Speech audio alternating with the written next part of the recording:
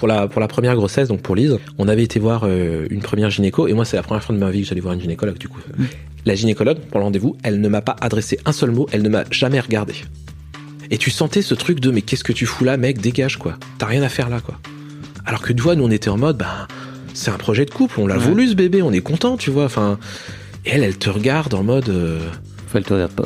Non, elle me regarde pas du coup en l'occurrence, mais elle m'adresse pas la parole. Et je me suis senti... Enfin, alors tu vois déjà qu'on a du mal en tant que père à se faire une place, mais alors en plus tu as le mec, la nana en face de toi qui te dit non mais tu te considères même pas. Exécuté par qui? Fabrice Florent. Bonjour, bonsoir, bon après-midi à toi et bienvenue dans ce nouvel épisode d'Histoire de Daron, le podcast où chaque lundi, à partir de 6h du matin, je donne la parole à un père pour lui faire causer de son expérience de la paternité. Je suis Fabrice Florent, dans la vie je produis des podcasts d'interviews et de discussions et je crée des contenus. Si tu aimes cet épisode, va donc écouter la bande-annonce pour en découvrir plus sur moi et mes autres contenus. N'oublie pas de t'abonner sur ton appli de podcast préféré, de mettre un cool commentaire et 5 étoiles au podcast sur Apple Podcasts par exemple et également sur Spotify et de partager cet épisode autour de toi s'il t'a plu. C'est le meilleur moyen de m'aider si tu aimes mon travail. Tu peux aussi retrouver plus de liens pour rejoindre ma communauté sur Discord, me suivre sur les différentes plateformes et réseaux sociaux ou me contacter dans les notes de cet épisode. Voilà, il suffit d'aller voir les notes. Un grand merci d'avance et bonne écoute. C'est parti. On est donc avec Thibaut. Salut Thibaut. Salut Fabrice. Ce soupir avant de commencer. Ah ouais, c'est le démarrage, écoute. T'es un peu tendu ? Oui, faut le temps que ça vienne, mais je m'inquiète pas, je parle assez facilement donc. Ok. Thibaut, tu m'as envoyé un mail pour me raconter ton histoire de daron. Comme d'habitude, je l'ai lu en transverse. Il y a l'air d'avoir plein de choses dans ta jeune parentalité, parce que si je me trompe pas, ta fille 4 ans depuis 2 semaines. Donc. Et il s'est passé plein de trucs. J'ai l'impression. Il s'est passé plein de trucs. Et notamment, tu m'as parlé de... Enfin, l'un des sujets dont tu m'as parlé, c'est que tu as fait un burn-out il y a 2 ans, donc c'est ça ? 2020, ouais. 2020, avant, après le Covid ? Après le Covid. Très bien. Je suis la génération burn-out Covid, je pense qu'on peut dire ça. Okay. Ouais. Et tu me disais que... Alors, c'était un burn-out à la fois pro... Ouais, je pense que c'est un mélange des deux. Et perso ? Ouais, je pense que c'est les deux, ouais. Le pro a joué clairement, et le perso, faut pas se mentir, ça a joué aussi, ouais.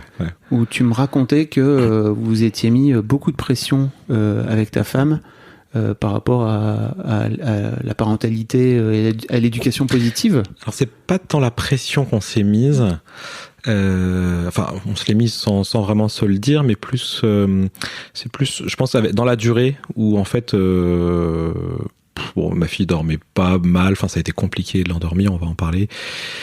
Et je pense que c'est l'accumulation, tu vois, au bout d'un moment. Et donc non, on n'était pas en mode, non, je peux pas la poser, sinon elle pleure et j'ai pas le droit de la on n'était pas au point de se dire, j'ai pas le droit de la laisser pleurer.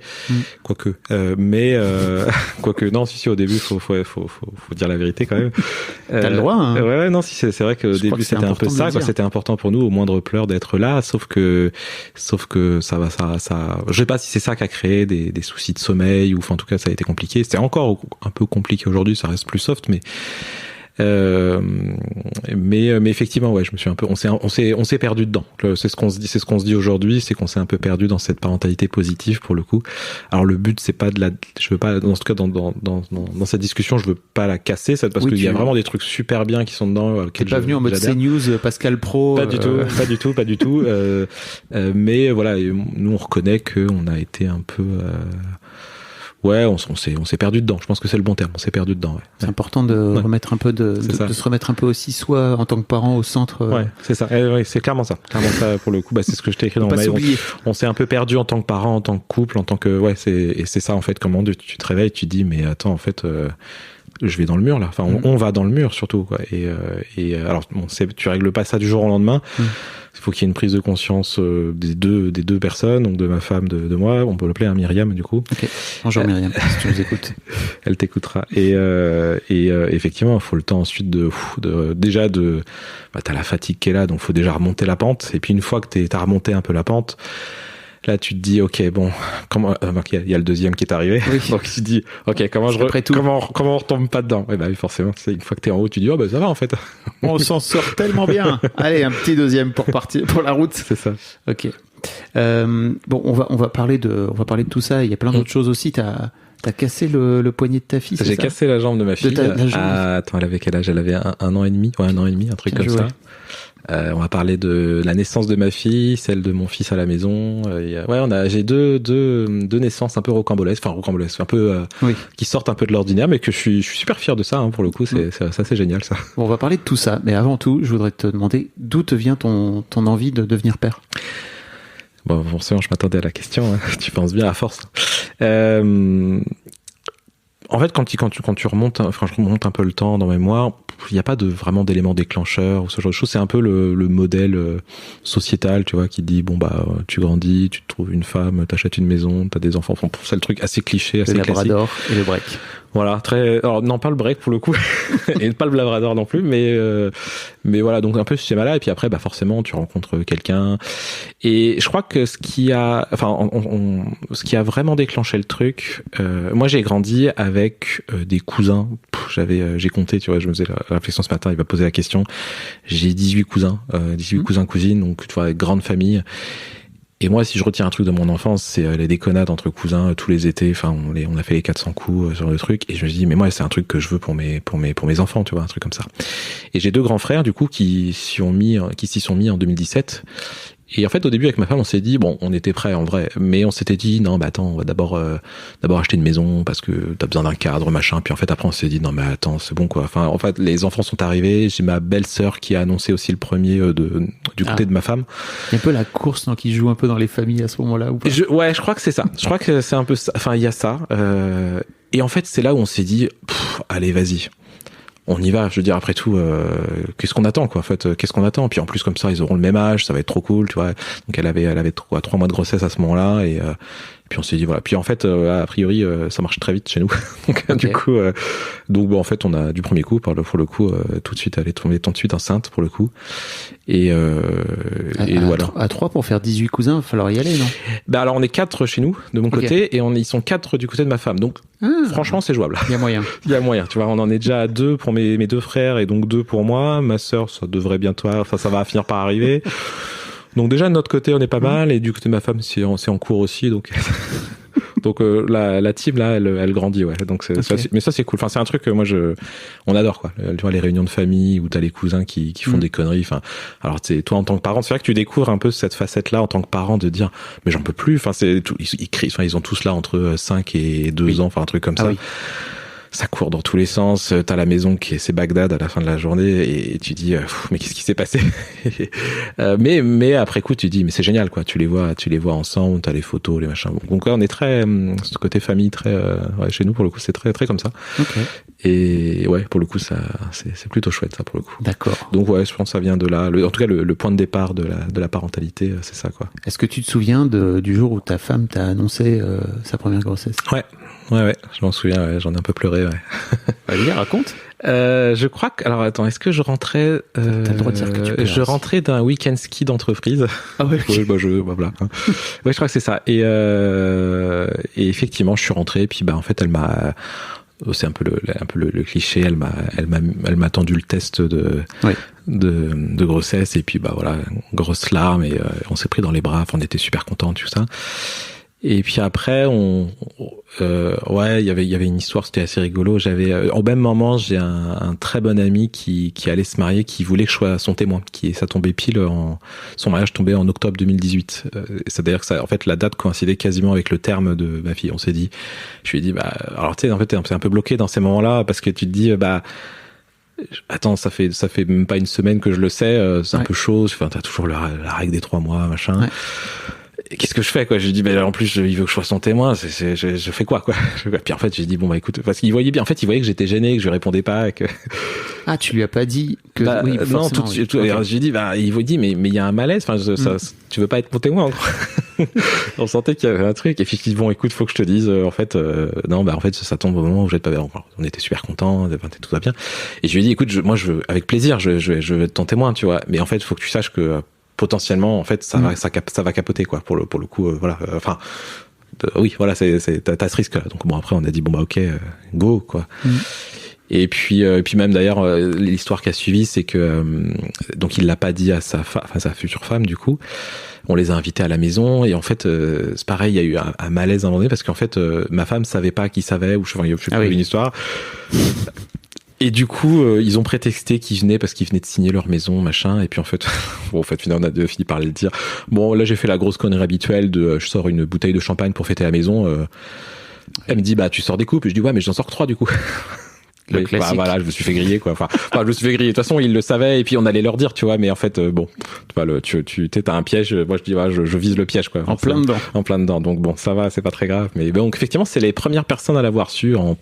Elle avait quoi, 1 à 2 semaines, tu vois. C'est très, très, très récent pour le coup. Même avant mes propres parents ou ses parents, tu vois.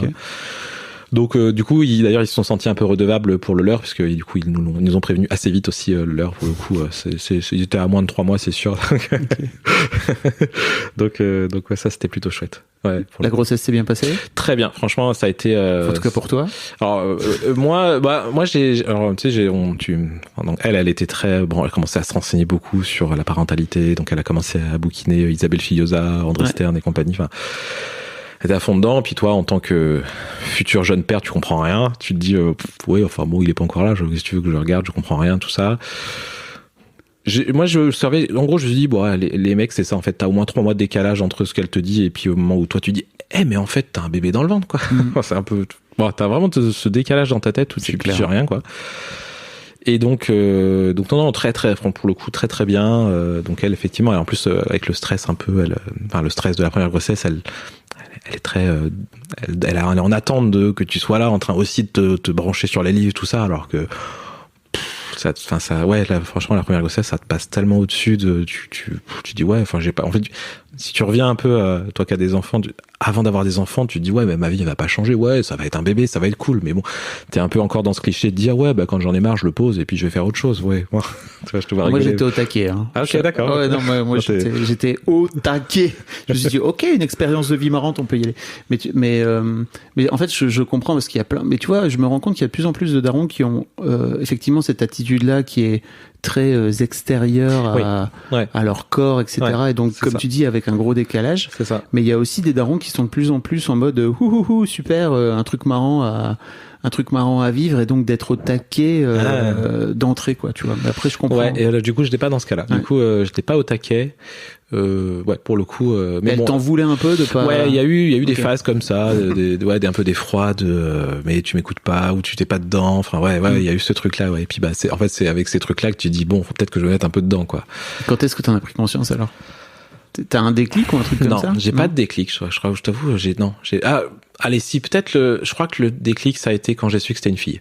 Ok. Peut-être, je crois que c'est ça. Alors, c'est vrai que alors pareil, tu vois, j'étais tellement dans le cliché de dire, le premier, j'aimerais bien un petit garçon, parce que le nom, parce que machin, et avec le recul, je me dis, mais c'est tellement nul. Ah oui, toi, t'es vraiment un Targaryen, quoi, tu vois. Je l'étais, parce qu'aujourd'hui, j'en ai vraiment plus rien à foutre, tu vois, pour le coup.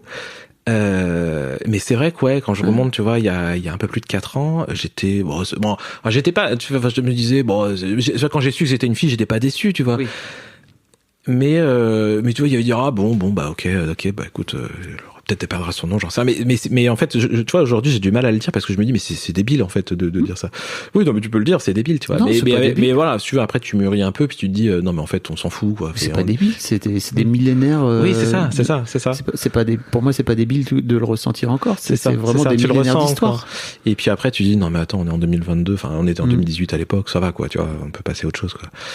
Et donc, quand on a su que c'était une petite fille, là, t'as un peu le papa à sa fille qui s'est réveillé, je crois. Honnêtement, je crois que c'est ça. Toi qui as des filles, effectivement, ça change, mon gars. Oui, j'imagine. Je suis pas pressé de l'adolescence, mais écoute, t'as 10 piges devant toi, voilà. Ouais, donc c'est, si tu veux, bizarrement, j'arrête pas de penser. Je pense souvent au film avec, merde, comment il s'appelle, je sais plus, enfin, c'est Le Prince ou je sais pas quoi, où il y a, le mec qui raconte des histoires à sa fille, je sais plus comment il s'appelle, l'acteur, Le mec qui raconte Le mec qui a fait Intouchable, c'est comment il s'appelle Cluzet? Non, l'autre. Non, Omar Sy. Voilà, Omar Sy. Omar Sy, Ok. il a joué dans un film. Ah oui, je l'ai pas vu pour le coup. C'est le je sais pas quoi. Et elle est super mignonne cette histoire parce que du coup, tu le vois, il est avec sa petite fille, il lui raconte des histoires, il vit ses histoires. Et puis en fait, un jour, sa fille elle lui dit non mais mec, en fait, j'ai plus envie d'écouter d'histoires. Et en fait, je redoute ce moment-là, je t'avoue. Je repense à celui-là et je dis. Et des fois, j'observe ma fille, tu vois, quand elle est à 4 ans, elle te rembarre des fois en disant non mais c'est bon quoi. Et des fois, tu te dis, ah merde, ça y est. Et tu dis, non, voilà, elle a 4 ans quand même, il y a encore un peu quand même. Enfin, j'espère, tu vois. J'espère encore un petit peu, quoi. Encore un boost. Encore un peu quand même, ouais, j'aimerais bien. Aime-moi. Non, j'existe. Et donc, ouais, ça, c'était plutôt cool. Donc, ouais, la grossesse, franchement, nickel. Ma femme, pas de nausée, rien. Enfin, un truc génial. Ok. Et là où ça a commencé, c'est là où on arrive un peu sur la partie où c'est parti en vrille. Enfin, ouais, nous c'est comme ça qu'on l'a vécu.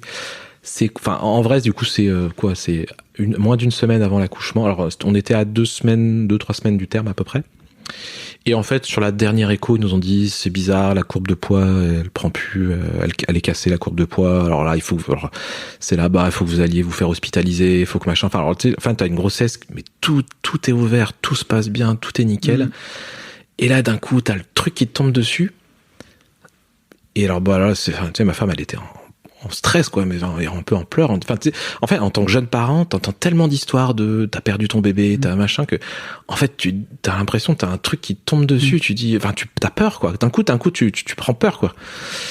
Alors pour rien, pour rien. Alors peut-être qu'il y a d'autres parents, effectivement, où c'est pour quelque chose, mais nous, pour rien. Donc, en fait, ça a été vraiment, l'ascenseur émotionnel, tu vois. Il commençait à lui parler de déclenchement, le machin, et c'est le truc qu'on voulait pas. Nous, c'est vrai que quand on avait un peu réfléchi à l'accouchement, alors je vais pas me mentir, quand elle avait réfléchi à l'accouchement, faut dire ce qui est, hein, d'accord. Alors pour le deuxième, ça a été plus un projet de couple, mais pour la première, pas de jugement. C'était un vrai projet. Chacun son chemin. Tu vois, elle était, moi j'aimerais bien le plus physiologique possible, pas de péridurale, mais j'ai un peu peur de pas y arriver. C'était un peu son discours, et donc mon job c'était d'essayer de l'essayer de la garder sur ce projet-là, tu vois. Parce que tu t'attends à ce que ça soit un peu tu vois, tu t'entends les récits d'accouchement, on écoutait déjà d'autres podcasts sur la parentalité, donc t'entends un peu ces choses-là, et puis tu te dis elle a douté de est-ce que je vais réussir à faire l'accouchement que je veux, quoi. Et donc quand on commence à te parler de déclenchement, t'es plus dans le nature, enfin t'es plus dans le physiologique là pour le coup. Donc du coup gros stress. Alors notre sage-femme, elle nous avait prescrit, alors c'était de l'homéopathie je crois. Alors bon après tu t'y crois ou t'y crois pas, peu importe. Mais elle l'a pris du coup parce qu'effectivement t'avais la menace du déclenchement. En gros je sais plus exactement les jours, mais on va dire grosso modo elle a dû être hospitalisée le mercredi ou le jeudi. Et en gros il lui a annoncé vous revenez dimanche, et ils l'ont pas dit, ils lui ont pas dit pour vous faire accoucher, mais c'était dans la voix, c'était tellement et on voit ce qu'on fait, quoi. Et sous-entendu, on vous déclenche, on vous laisse plus sortir. Donc gros coup de stress de ce côté-là. Et donc en même temps, tu vois, le bébé il est arrivé à terme. Oui, c'est ça. Ouais. C'est ça. Enfin, il y avait pas de risque pour le bébé, mais tu vois, il y avait ce plutôt truc par rapport au projet. Oui, c'est ça, par rapport à notre projet. Et puis t'avais quand même ce truc de dire comment ça la courbe de poids elle est cassée, parce que pour le coup c'était un petit bébé, un très petit bébé pour le coup. Et nous, tu sais, c'est le premier, tu sais pas trop ce qui t'arrive, tu dis, alors c'est pas ce que t'avais prévu, mais t'as des professionnels de santé qui t'expliquent pas vraiment, et qui comprennent pas, et puis qui te disent, c'est comme ça. Tu dis, tu te sens un peu dépossédé, pour le coup. C'est ça qui est difficile, quoi. On peut dire aux jeunes parents de pas hésiter à poser des questions. Ouais. Et c'est vrai qu'on a tendance à pas poser les questions, à les prendre comme ça. On pose pas les questions, et je crois qu'on n'ose surtout pas s'affirmer. Et tu vas le voir un peu dans mon récit derrière, moi je regrette ça. Je regrette de pas m'être affirmé, pour le coup. Et je pense qu'en tant que père, t'as carrément un rôle là-dedans, quoi. Parce que ta femme, elle est, au niveau des hormones, elle est à des kilomètres de la réalité. Enfin, et donc c'est clairement ton rôle de père je pense, hein, dans ce cas-là, ça peut l'être en tout cas. Ouais, voilà, de lui dire, écoute, mec, laisse-moi sortir, c'est bon, quoi. Et donc du coup, alors l'homéopathie, je sais pas que je crois spécialement, mais je pense que moi je crois plus au fait que ça a mis une telle pression à son corps et à son esprit que 24 heures plus tard, c'était bon, quoi. C'était accouchement naturel, du coup, physiologique. Alors même tellement efficace que du coup ça a été assez chaud. C'était un samedi, donc le 6 octobre 2018. Tu vois, c'est rigolo parce que dans la journée, on avait fait venir ma sœur à la maison pour qu'elle nous fasse un shooting photo, tu vois, de nous en tant que couple, machin. Et en fait, le matin, elle avait fissuré la poche des os. Bon, on s'était dit, c'est bon, pas de problème, on attend. Et en fait, on avait une sage-femme qui était très dans l'accouchement physiologique. Elle nous dit, les gars, le premier accouchement, ça va prendre 3 plombes. vous avez le temps. Alors nous, on s'est dit, ok, on a le temps. Waouh, mais donc vous avez fait la... Ok. Donc on a fait le shooting photo. Et donc on a des photos de nous, tu vois, de ce jour-là où alors ça se voit pas sur les photos clairement, tu vois, mais en fait elle avait commencé déjà à avoir la poche des os. Alors c'était fissure, donc c'était très léger, fissuré, tu vois. C'était pas rompu, c'était fissuré. Okay. Ouais, là le rompu, on aurait été un peu paniqué. C'est ça, j'ai pas. Tu vois, je me disais peut-être entre tu sais le cliché dans les films où il faut courir, machin. Alors ouais, alors on n'a pas eu de rupture complète de la poche des os, en tout cas pas avant la fin, tu vois, mais en fait on est loin de ce cliché-là, quoi. Là où et toi en tant que père, ton seul repère, c'est ces clichés des films. Tu dis non mais attends, dès qu'il y a la rupture des poches des os, faut foncer à l'hôpital, c'est urgent. Alors qu'en fait, comme on s'était quand même vachement renseigné avant sur tous les accouchements, genre de choses, à chaque fois c'est le même discours. Puis j'avais mes 2 belles-sœurs du coup qui avaient déjà accouché, même 3 belles-sœurs qui avaient déjà accouché avant. Le premier, t'es au-delà de 24 heures quoi à chaque fois, donc ça va quoi. Donc on était en mode non, on a le temps, c'est bon. Donc on a fait nos photos tranquilles. Ma sœur est rentrée chez elle. On a pris notre temps, tu vois, on s'est mis dans le canapé, on s'est dit, il faudrait peut-être faire la valise, du coup, maintenant. Parce que c'était peut-être le moment, tu vois. Comme elle était pas faite, évidemment. On s'est fait notre petit briefing, tu vois, de, ok, comme l'accouchement, on se fait, alors c'était un peu ma femme qui disait, bon, répète après moi, voilà ce qu'il faut que tu fasses. Ça ressemblait vraiment à cette scène-là, tu vois, où toi chef, oui, chef. Moi, j'étais limite en train de prendre des notes. Attends, tu m'as dit ça, il faut que ça fasse ça. Chose que clairement même si ça s'était passé normalement, j'aurais pas fait, tu vois. Mais t'es un peu le bon élève qui note, machin. Et puis, tu vois, il était, donc c'était le soir, tranquille, tu vois. Donc, je sais plus à quelle heure elle a fissuré, mais peut-être début d'après-midi, un truc comme ça. Et du coup, tu vois, c'est pareil. Elle me dit, voilà, je commence à avoir des petites contractions, sympa, enfin pas douloureuses, tout ça. Et là, tu vois, comme d'hab, tu vois, en tant que futur père, tu te dis, bon, il est 21h. Ce que je te propose, c'est qu'on se repose. Moi, je vais me coucher. Et toi, tu restes là. Et elle, effectivement, elle se dit, non, mais moi, je vais pas me coucher, c'est mort. Toi, tu prends le cœur de nuit. Elle s'est mis devant Dansant avec les stars, tu vois, à l'époque, il y avait ça, puis moi, j'ai dit, ok, moi, je me dis, la nuit va être longue, tu vois, vaut mieux que je prenne des forces. Enfin, mais tu te prépares un peu à un scénario à une bataille, tu vois, de dire, non, mais attends, là, il est 21h. Allez, elle est là vers 6-7 heures du mat, facile, quoi. Enfin, tu commences à faire des projections comme ça, parce que tu te dis, attends, mais, ok, logiquement, ça va être bien 9 heures de trucs, tout ça. Et tu vois, 21h30, contraction douloureuse. Alors là, bon, ça faisait une demi-heure que j'étais dans mon lit, je me suis réveillé, je me suis réveillé. Je me suis dit, bon, ok, c'est mort, ok, je me lève. Et là, c'est là où du coup ça a commencé vraiment, tu vois. Et mes contractions, très douloureuses. Donc, là, on a appliqué notre premier plan qui était de dire, on se fait couler un bain, tu vois. En fait, tu vois, c'était un peu, tu sais, en plus quand t'as fissuré la poche des os, normalement on te dit, pas de bain, tu vois, ce genre de choses. Mais non, nous notre plan c'était ça, donc on suit le plan, c'est tout. Et mais pour le coup, ça a été un moment génial, tu vois. Pour le coup, entre nous deux, on s'est mis de la musique pour se détendre. Elle avait son bain dans l'eau chaude. Et tu vois, on a des contractions douloureuses qui s'enchaînent, tu vois. Et c'est là où, tu vois, j'ai commencé à avoir vraiment un rôle. Parce que t'es là pour la soutenir, la rassurer, tu t'assures que l'eau, elle est bien. Enfin, bon, en vrai, ça se résume à pas grand chose, tu vois, mais tu l'accompagnes, tu vois. Et quand elle m'en parle aujourd'hui, elle me dit, ça a été génial, tu vois. Parce qu'elle me dit, t'étais là, on était tous les deux dans la salle de bain, trop cool. Enfin, tu vois, vraiment, vraiment cool. Et donc 21h30, donc ça a duré, on a fait ça une demi-heure, 3/4 d'heure, une demi-heure, 3/4 d'heure, puis tu vois même une heure à peu près. Il devait être du coup 22h30 quand là effectivement elle sort du bain, puis tu vois là, elle sent qu'en fait elle a envie de pousser, quoi. Et c'est beaucoup trop tôt. Et alors déjà c'est court par rapport finalement au délai. Ouais. Et puis tu dis merde. C'était pas prévu ça. Enfin, normalement c'est d'abord on va à l'hôpital et puis après tu pousses, pas dans ce sens-là. Et là c'était vraiment, enfin bon, là, je vais pas te décrire tout, mais t'avais un peu commencé à avoir du sang par terre et t'as un peu dans la salle de bain, après coup quand je suis retourné après l'accouchement, j'aurais tué quelqu'un dans la salle de bain, c'était pareil, hein. Scène de guerre, quoi. C'était scène de guerre, quoi. Et tu vois, elle était, je me souviens, elle était allongée par terre et elle me dit, mais je sens qu'elle est là, je sens sa tête. Et là, je fais un petit suspense quand même. Et là, toi, tu regardes, tu fais, dans ma tête, j'ai dit, ah oui, effectivement, ça ressemble pas à ça d'habitude. tu vois la forme de la tête, quoi. Tu vois un peu l'arrondi, quoi. Et là, je lui ai fait le plus gros mensonge de ma vie. Je lui ai dit, elle est pas là. Tu te lèves, on va dans la voiture, on y va. Mais tu sais, très, un peu sec, quoi. Tu vois. Et là, elle a pas discuté, quoi. Elle a pas discuté. C'est pas une histoire de elle m'a obéi, tu vois. C'est plus une histoire, elle a dit, ok, je te suis. Tu vois, c'était vraiment ok, je te suis. Et en fait, c'est tombé au bon moment où tu sais, t'as un peu cette phase dans l'accouchement où ça se calme avant que ça parte pour le final, quoi. Et on est tombé à ce moment-là, tu vois. On est tombé à ce moment-là. Donc, elle est descendue l'escalier, elle est montée dans la voiture en vitesse. Alors moi, toujours comme un peu un teubé, le plan, c'était de prendre toutes les affaires. Donc, je prends toutes les affaires dans le coffre, même le ballon, tu sais, pour aider à... Tu dis, mais moi, le plan, c'était de prendre le ballon. Donc, je prends le ballon, point, c'est tout.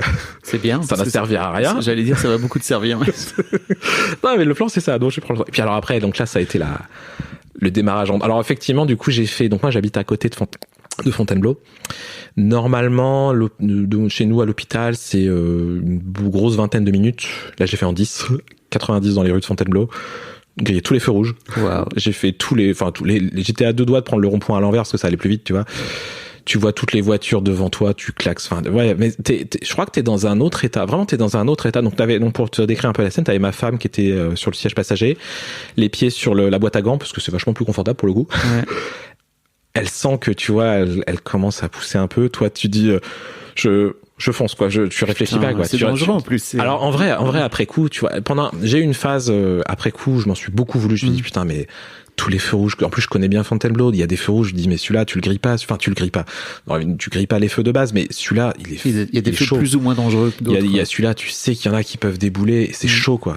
Mais tu te dis, non, mais là, de toute façon, j'ai pas le choix. J'y vais, quoi. Alors, tu klaxonnes comme un taré dans toute la rue parce que tu dis, bah, au moins, au pire, les gens, ils se diront, qu'est-ce qui se passe? Je ralentis, tu vois. Éventuellement, tu vois. Alors, coup de bol, il était 22h30, 22h40. Donc, tu sais, il y avait plus grand monde dans les rues, tu vois. C'est un samedi soir. Bon. Fontainebleau, c'est pas Paris, hein, oui, donc t'as pas grand monde dans les rues. Alors effectivement, t'as 2-3 mecs devant toi qui disent, vas-y, qu'est-ce que tu me fous à klaxonner derrière toi? Donc tu le grilles, tu prends toutes les lignes blanches, t'as même un pont, normalement, tu passes pas vraiment à deux, tu dis, je m'en fous, j'y vais. Mais tu voulais être dans les clichés de films, là, là, j'y étais, ouais. Là, pour le coup, j'y étais, ouais. Vraiment, course-poursuite dans Fontainebleau. Alors, du coup, t'arrives devant l'hôpital, tu klaxonnes. Du coup, j'ai découvert que si tu klaxonnes en arrivant à l'hôpital, t'as le droit à toutes les barrières qui s'ouvrent, t'as le droit à l'accès pompier, le mec, je pense que le mec qui est, tu sais, il y a un mec qui est un peu en vigie, tu vois, qui observe. Le mec, il est au taquet, hein, parce qu'il m'a vu arriver, il a appuyé sur tous les boutons, tout s'est ouvert, il m'a dit, en gros, ça voulait dire, vas-y, gars, vas-y. Et, tu fonces, t'arrives devant la porte de l'hôpital, tu sors, il y a quelqu'un dit, c'est pas là, c'est de l'autre côté. Tu fais, oh putain. Donc tu reprends la voiture, sauf que t'avais ouvert la portière de ta femme. Il y a un mec qui arrive, non, vous inquiétez pas, je vous la ferme. Vas-y. Donc tu fais marche arrière, tu vas dans l'autre sortie.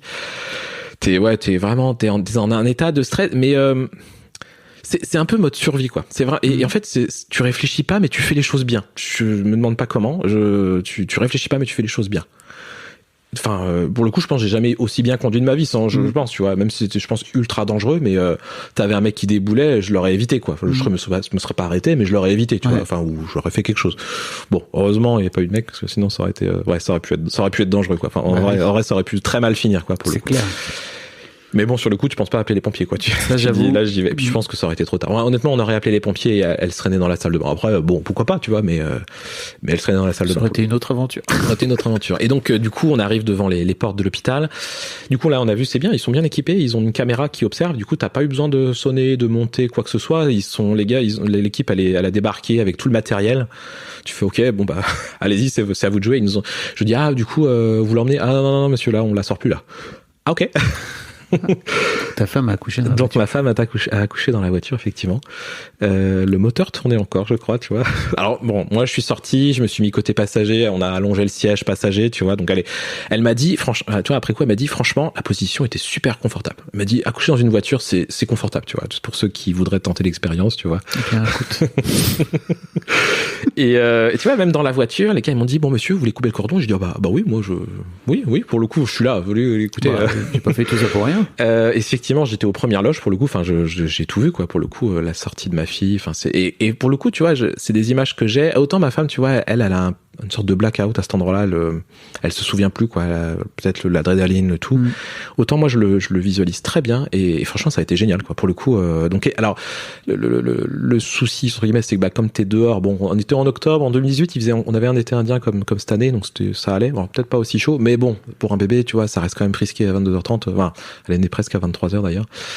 Donc ils l'ont emmené, et moi je l'ai suivi pour le coup. C'est là où j'ai quitté ma femme. Le moteur tournait toujours d'ailleurs.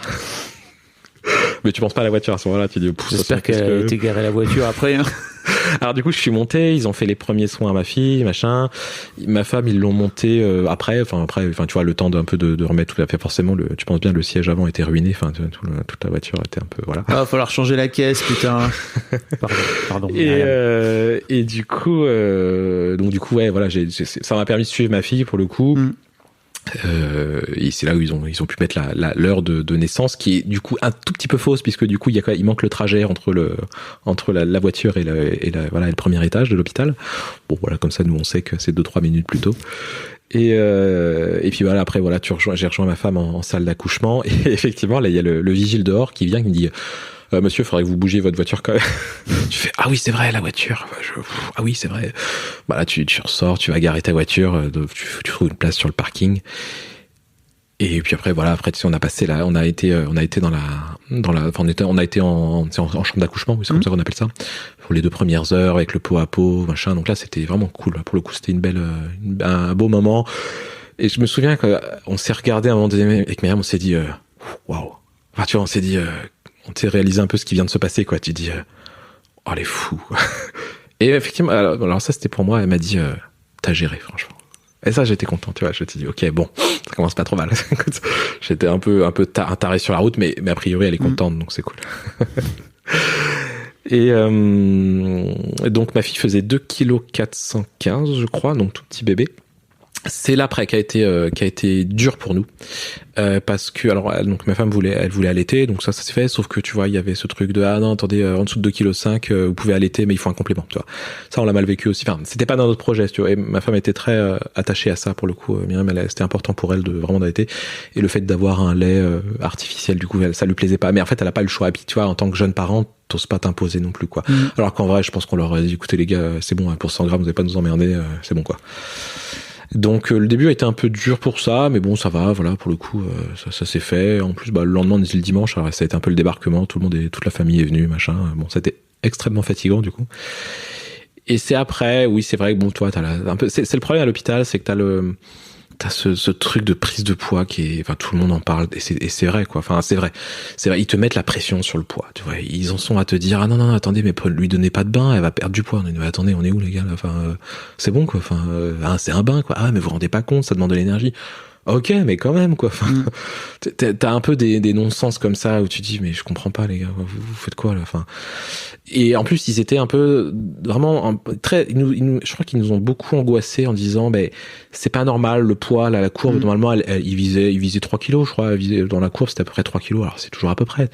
Là, 2,4 kg, ils se disaient, c'est pas normal, machin. Et on dit, d'accord, mais au niveau santé, ça va pas? Non, ça va, mais c'est pas normal. Écoutez, on va faire des analyses sur le placenta, machin.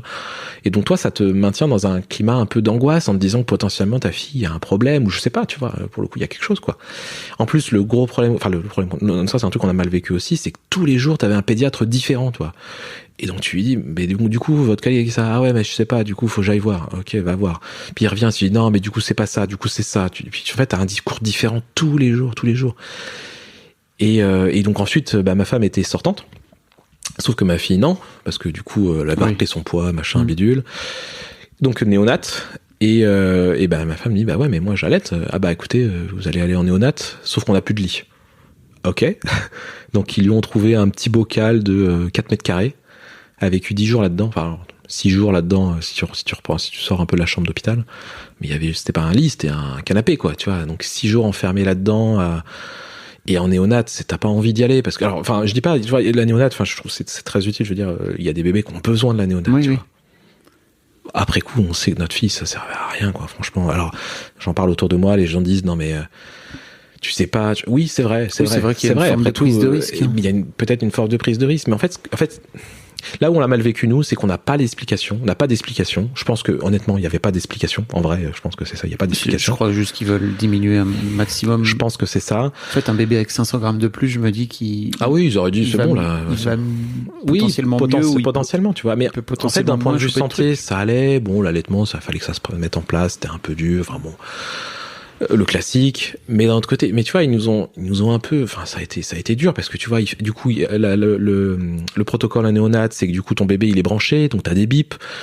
Sauf que tu dors pas avec des bips toute la journée. Enfin, ma femme qui était restée là, tu vois, elle dort pas, quoi. Et puis, du coup, alors une fois, elle l'a débranché parce qu'elle dit, c'est bon, là, je l'ai endormi, Hein, ça, donc je crois qu'elle a passé 3 heures à l'endormir, facile. Elle la pose, elle dort. Puis t'as l'infirmière qui dit, ah mais non madame, faut la rebrancher. Bam, elle la rebranche, elle se réveille. Tu dis, putain les gars, là il est 3 heures du mat. Mais t'as envie de la tuer l'infirmière quoi. Ouais, c'est le protocole si tu veux, mais toi t'as dormi, moi j'ai pas dormi, tu vois. Enfin, donc tu leur en veux beaucoup au personnel à ce moment-là, tu vois. À ce moment-là, parce que t'as la fatigue. Enfin, c'est la fatigue qui parle quoi. Il y a pas de, enfin, je suis pour le système hospitalier. Enfin, je pense que c'est nécessaire, tu vois. C'est vraiment une chance qu'on a en France d'avoir ça, mais là, on comprend pas, tu vois. Et puis tous les jours, un pédiatre différent. Puis les gars, tous les jours, ils disent, ouais, c'est bon, vous allez pouvoir sortir aujourd'hui. Puis il revient, en fait, il dit, ah non, en fait, ce sera peut-être demain. Tu fais, merde, quoi. Enfin, et c'est là où, tu vois, on parlait tout à l'heure de s'affirmer. C'est là où tu dis, mais là, j'aurais dû signer la décharge, tu vois, en leur disant, ok, c'est bon, les gars, je vous signe la décharge, on se barre, tu vois. Parce qu'en fait, surtout quand on connaît les conséquences que ça a eu sur notre vie, enfin, on pense que c'est les conséquences, c'est qu'en fait, nous, en tant que parents, on a été extrêmement angoissés. Pour rien, en vrai, enfin, c'est vrai, hein, pour rien, mais en fait, notre fille, elle a tout pris. Elle a tout pris. Je pense qu'elle a absorbé toute cette angoisse. Toute votre peur, ouais. Ouais, je pense qu'elle a tout pris. Dans quel sens? En fait, c'est une petite fille maintenant qui est, alors, bon, c'est moins maintenant, mais toute la période où elle était bébé, elle était tout le temps en alerte. Tout le temps. Donc, si tu veux, elle était toujours, elle regarde un peu ce qui se passe, jamais elle a trahir. D'ailleurs, on ne pouvait pas la poser. Impossible de la poser. C'est-à-dire, tu la poses, elle pleure. Elle avait besoin des contacts du bras, et non seulement des bras, mais en plus du mouvement. Donc bon, alors tu vois, avec le deuxième, je vois bien que c'est normal, tu vois, mais là c'était, on le voit avec le deuxième, c'était excessif quoi. Enfin, c'était vraiment excessif il fallait tout le temps la porter, tout le temps la bercer. L'endormissement, ça a été après coup un peu un enfer. Enfin, ça a été dur coup pour nous vraiment. On en est arrivé à ma femme qui essayait de l'endormir pendant 6 heures. Pendant 6 heures, t'es dans ton lit à essayer de l'allaiter. Elle ne veut pas s'endormir, quoi. Ou elle dort collée au sein, quoi. Et tu la sors, tu vois, d'un coup, c'était... elle sursaute. Alors, il y a le réflexe de mort, je crois. Non, je sais plus comment ça s'appelle. Enfin, les bébés, c'est normal, ils ont ce réflexe, tu vois, un peu... c'est un truc un peu archaïque qu'on a. Bon, ok. D'accord. Mais là, c'était, non, dès que alors, on se disait, mais c'est incroyable, elle sait quand on la lâche, quoi. Enfin, quand on la pose, tu vois, tout de suite, elle va se dire, non, les gars, vous me posez pas, je suis pas à l'aise, quoi. Et donc, elle se pétait à pleurer, quoi. Donc, ça a été, des mois vraiment, vraiment, vraiment difficiles. Ça s'est calmé au bout du premier mois où elle a commencé à mieux dormir et ça a duré un mois et après, là, c'était fini, c'est fini, quoi. Donc, elle dormait pas? Non, c'était, elle faisait alors elle arrivait à faire elle faisait des petits blocs mais en gros, fallait la remettre au sein derrière mais, tu vois, autant ce serait que la nuit. Bon, tu vois, là, on le vit avec son petit frère Maël, là, aujourd'hui, ouais, c'est un peu compliqué. Mais en fait, la journée, on ne pouvait pas la poser non plus, tu vois. Donc, moi, tu vois, donc à l'époque, le congé pat, c'était 15 jours, enfin, c'était 14 jours. Donc, j'ai repris le boulot, il n'y avait pas le télétravail, ce genre de chance qu'on a aujourd'hui. Donc moi je partais au boulot, ma femme était sur le canapé, je rentrais du boulot, ma femme était toujours sur le canapé, tu vois. Et alors donc moi toi en tant que père, tu comprends pas au début, tu dis, enfin t'es même en train de dire mais bah pourquoi tu te lèves pas, je comprends pas. Enfin bon, c'est là où t'as un peu le père un peu déconnecté qui reprend un peu le relais en mode je comprends pas, tu la prends, et en fait elle t'explique qu'elle a passé la journée là parce qu'elle ne peut pas la poser, quoi. Et moi j'ai eu du mal un peu à comprendre ça, tu vois. Je comprends pas du coup. Enfin, et puis après le week-end, bah si, je voyais tout de suite, je dis ah oui, moi non plus je peux pas la poser du coup. Et donc ouais, en fait, donc on n'a pas d'explication rationnelle, mais la meilleure explication rationnelle qu'on a, c'est cette période de néonate où elle a accumulé beaucoup de stress et d'angoisse de notre part, et on pense que c'est resté. Et aujourd'hui, ça reste une petite fille. Bon, alors le sommeil, c'est pas ça, tu vois, mais elle va facilement avoir peur, tu vois, elle va vite avoir peur. Et cette angoisse-là, chez vous, vous l'avez quittée une fois que vous avez quitté la néonate, c'est ça ou... Ouais, pour le coup. C'était plus. Alors il y avait l'angoisse de jeunes parents, tu vois, faut pas se leurrer. Enfin, Myriam me raconte souvent que, moi forcément, tu sais, 10 jours des néonates. Alors on avait fait le choix de pas prendre mon congé pat tout de suite.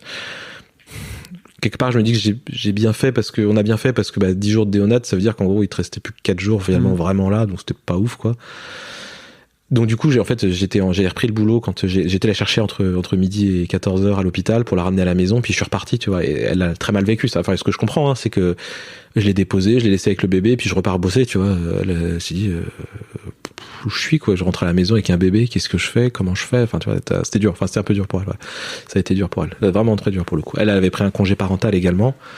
Elle s'était imaginé, un peu le cliché d'avant quand t'as un enfant, en disant oui, je vais faire des activités, je vais faire des trucs, je vais m'occuper de moi, tout ça. Oui, tu parles. Ne faites pas de plan. C'est ça. Les enfants vous détruiront. C'est ça. Donc ça a été dur pour elle aussi, toujours à cause de ce truc de je peux pas la poser, machin. Alors ça a commencé à aller mieux une fois que Lise elle pouvait bouger un peu, tu vois, faire soit du plat-ventre ou ce genre de choses. Mais ça, c'est quoi? Je sais même plus à quel âge c'était, mais c'est quoi? C'est 6-8 mois, ouais, facile, tu vois. Ouais, c'est ça. T'imagines, ouais, pendant 6-8 mois, donc on s'est fait un peu, c'est là où, alors t'as la fatigue de jeunes parents qui est classique, tu vois. Mais je crois que, ouais, on s'est pris un méchant mur dans la figure. Là, pour le coup, ça a été vraiment, vraiment dur pour le coup. Ça s'est calmé un peu avec Lise, elle avait 1 an, ouais, on a réussi à la mettre dans sa chambre. Autrement, c'était un matelas à côté de nous, t'avais le cododo, puis un matelas à côté de nous, parce c'était mort. On a même viré notre sommier, tu veux, on a mis notre matelas par terre, et puis voilà, tu vois, on en était là, quoi. Je me souviens de la première soirée de jour de l'an, laisse tomber, à minuit, on n'était pas en train de fêter avec les amis, quoi. J'étais en train de l'endormir, moi, pour le coup. Et ça s'est arrangé elle avait 1 an, à peu près. Où là, effectivement, pendant 6 mois, c'était génial, ces 6 mois. C'est, bonne nuit, Elise. Bonne nuit, papa. Allez, c'est bon, ça dort. C'est génial, c'est réglé. Et puis, il a fallu que les vacances d'été arrivent, et là, c'était foutu, là, c'est reparti. Et, qu'est-ce qui s'est passé? On sait pas. Okay. On pense que c'est un peu le changement de rythme des vacances, mais on n'a jamais réussi à le récupérer. Donc, on était reparti en mode, elle va dormir dans notre chambre, ou alors, elle dormait dans sa chambre, mais fallait qu'on reste jusqu'à ce qu'elle s'endorme, parce que si tu partais avant, elle se réveillait en disant papa, t'es là, enfin tu vois, c'était vraiment, elle se réveillait et vérifiait que t'étais là. Donc elle était toujours aux aguets, tu vois. Il y avait toujours, tu retrouvais ce truc de je suis aux aguets, quoi. Et le moindre truc, je me réveille. Donc en plus on a du parquet à la maison, donc je peux te dire ça grince, ça craque, t'es là, donc t'apprends à être un ninja pour sortir de la chambre, quoi. Bon, ça je pense que c'est tous les parents à mon avis. Et donc ouais, ça a été encore une année comme ça où on n'arrivait pas. Puis en fait, elle finissait par se réveiller dans la nuit. Puis en fait, c'était soit moi généralement on allait dormir avec elle, quoi, pour le coup. Et puis en fait, au bout d'un moment, on a laissé tomber. On a dit ok, cette nuit je dors avec elle. L'autre nuit, on faisait une nuit sur deux, quoi. On faisait une nuit sur deux. Voilà, comme ça, il y en avait un qui dormait bien et l'autre qui dormait pas très bien, quoi. Puis on a mis un matelas à côté de son lit. Enfin, on a fait toutes les conneries. Hein. Enfin, parce qu'en fait, en vrai, c'est des conneries. C'est pas des conneries. C'est juste que tu sais pas faire autrement, quoi. Bah oui. Tu cherches des solutions. Puis alors en plus ça va, plus t'essayes des trucs différents à chaque fois, mais sauf qu'en fait t'as même pas le temps d'installer le rituel ou machin, donc en fait en vrai, ce que tu fais, ça sert à rien. Enfin ça marche pas. Et on a même été voir une conseillère en parentalité pour nous aider. Alors, on a fait des séances on a fait tous les trucs. On a fait donc l'ostéopathe au cas où c'était physique. On a été faire de la micro-kiné. On a été faire du reiki. On a été faire on se dit vas-y, prends un package, je prends tout, et puis on a tout fait. Et donc la conseillère en parentalité, ça nous a beaucoup aidé. Elle nous a un peu, tu vois, on avait c'est des petits tips qu'on a appris qui sont pas mal de, tu vois, c'est pas tout à fait lié au sommeil, mais tu vois, jamais on parlait de nous à la première personne. C'est, tu vois, quand je parlais de moi, je disais, voilà, papa il a fait ça, papa il a fait ci, jamais je disais je, tu vois. Sure. C'est con, hein, mais en fait, je sais pas, tu vois, il y avait un peu ce truc de, je sais pas d'où ça vient, je t'avoue, j'ai aucune explication, mais en fait, on avait ce défaut-là, et Myriam faisait pareil, tu vois, avec elle. Et donc, on a introduit le jeu, tu vois, on a commencé à lui dire qu'on n'est pas d'accord, tu vois, un peu rentrer un peu dans cette opposition, tu vois, c'est là où on attaque un peu le chapitre de c'est cette année 2019-2020, ouais, c'est ça, 2019-2020 ou même carrément 2020 où c'est là où on s'est un peu paumé dans la parentalité pour le coup. Parce qu'on parlait au tout début. C'est là où on était non, faut pas la laisser pleurer, donc faut rester à côté d'elle jusqu'à ce qu'elle s'endorme. Normalement, sauf que dans l'idéal, il faudrait qu'on sorte de la chambre avant qu'elle s'endorme parce que sinon elle se réveille et t'es plus là. Enfin, tu dis oui, d'accord, OK, la théorie. Mais en pratique, je fais comment, quoi? Ouais. Alors, t'essayes de mettre la chaise à côté, ça marche pas. Tu dis, ok, bon, je fais autre chose. Il y avait le lit, on a le lit, on a à côté d'elle, mais en fait, il fallait qu'on lui tienne la main, tu vois, pour qu'elle s'endorme. Sauf qu'à un moment donné, t'en peux plus, quoi. T'es à la main. Il fallait lui tenir la main. La main, tu vois, pour qu'elle s'endorme. T'en pouvais plus. Ouais, t'étais à bout, quoi, en fait. T'étais à bout, quoi. Puis, bosser en même temps à côté. Enfin, oui. Myriam avait repris le travail en plus aussi, donc. La nounou, ça avait un peu aidé. On l'a fait garder chez une nounou, ça a un peu aidé, parce qu'elle a réussi à la faire dormir, mais on s'est dit, génial. Sauf que ça marchait que chez elle. Chez nous, ça marchait pas. Tu vois, on s'est dit, mais c'est pas possible, quoi. C'est pas possible. Et donc, après, il y a le truc de la figure d'attachement que tu représentes, ce genre de choses. Et ouais, tu vois, on a été trop, je pense, dans le...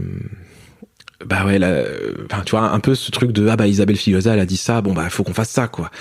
Et c'est marrant parce qu'on écoutait des interviews de sa part où elle disait mais non, mais faut pas prendre à la lettre ce que je dis, les gars. Enfin, et toi, t'écoutes ça, tu dis, bah ouais, mais c'est trop tard, là. T'es gentil, mais bon, t'aurais peut-être dû me le dire plus tôt, quoi. Bon, t'es un peu, puis t'es un peu excédé, quoi. Donc, tu prends un peu tout, un peu au pied de la lettre, et tu t'excèdes assez facilement, quoi. Mais c'est dur parce que je crois que quand on est jeune parent, on cherche des recettes, en fait, qui n'existent pas. Ouais, c'est ça. Tout le monde t'écoute les conseils de tout le monde, et tu sais que tout c'est foireux, mais tu te dis, tout le monde te dit, ah, mais je comprends pas, moi, je fais ça marche. Tu dis, bah ouais, moi, je le fais, ça marche pas. Donc, t'es gentil à me dire, bah, tu t'y prends mal. Ah, je te remercie, vas-y, viens. Non, mais ça dépend aussi des gamins, ça dépend de plein. Ouais, c'est ça. Puis bah, quand ça dépend des parents aussi. Tu l'emmènes chez tes parents et te disent, ah bah nous, ça s'est très bien passé. Tu dis, bah ouais, mais merde, quoi. Enfin, et moi, alors, enfin, tu vois, donc tu dis, mais c'est moi le problème. Enfin, tu vois, donc forcément, tu te remets en question à chaque fois. Tu dis, ça force. C'est toujours vous le problème. Ouais, c'est toujours les parents le problème. Non, mais en vrai, avec le deuxième, on sait que c'est nous le problème, tu vois. Parce que ça recommence un peu. Bon, c'est pas tout à fait pareil, mais. Ouais, c'est toujours les parents le problème. Mais.